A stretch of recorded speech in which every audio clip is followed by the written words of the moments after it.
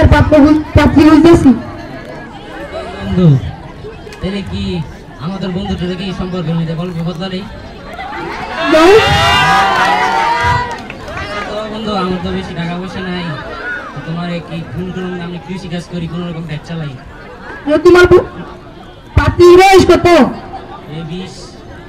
20 বছর। যৌতুক লাগবে 15 লাখ। ঠিক আছে বন্ধু, তোমার ব্যাপারটা আমি চিন্তা ভাবনা করে দেখুন।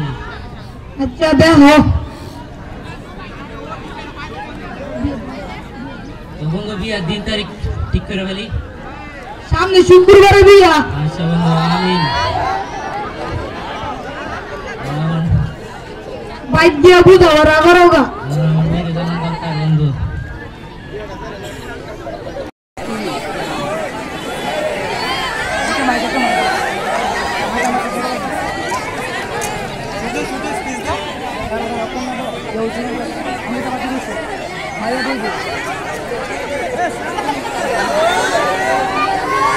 আমি খবর পাইলাম এখানে বাংলা বিবাহ হইতেছে, কথাটা কি সত্য নাকি?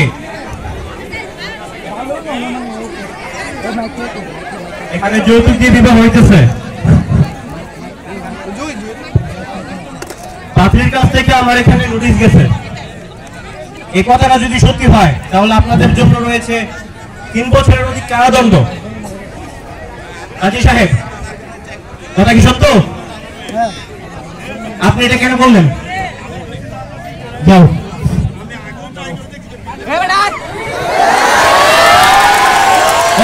পাত্র পাত্রী যাবো না, পুলিশ পাত্র পাত্রী যাবো না।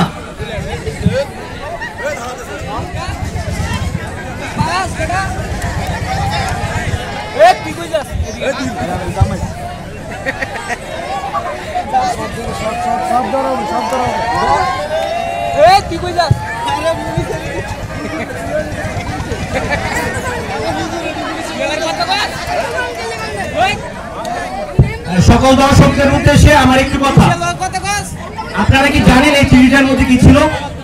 এই চিঠিটা ছিল একজন স্কুল পড়ুয়া মেয়ের কাছ থেকে এই চিঠিটা পাওয়া গিয়েছিল। এই চিঠিতে লেখা ছিল, আমার স্বপ্ন আমি ডাক্তার হতে চাই, আমি ঢাকা মেডিকেলে পড়তে চাই, কিন্তু এই অল্প বয়সে আমার বাবা না বুঝার কারণে আমাকে বিবাহ দিয়ে দিচ্ছে। আসলে আমি আমার বাবার বোঝা নই, আমি আমার বাবার গর্ব হতে চাই।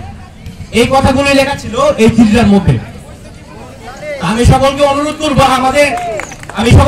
করবো আমাদের সমাজে এই ধরনের যে কুসংস্কার গুলো আছে, এই কুসংস্কার বা এই খারাপ যে দিকগুলো আছে, দিকগুলো থেকে আমরা সমাজকে উত্তরণ করতে পারবো এবং আমরা আদর্শ সুন্দর একটা সমাজ বিনির্মাণ করতে পারবো। সকলকে ধন্যবাদ। সবাই মিলে একসাথে আমরা এখন